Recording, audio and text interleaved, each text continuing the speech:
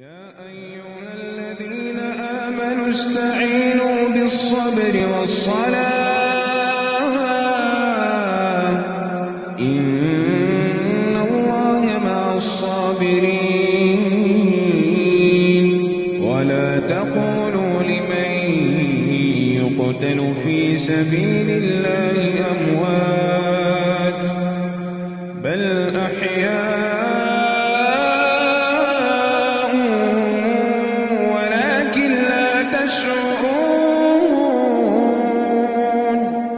ولنبلونكم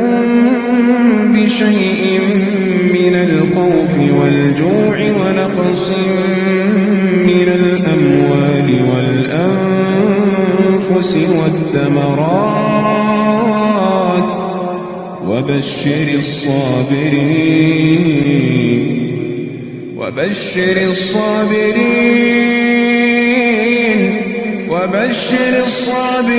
الذين إذا أصابتهم مصيبة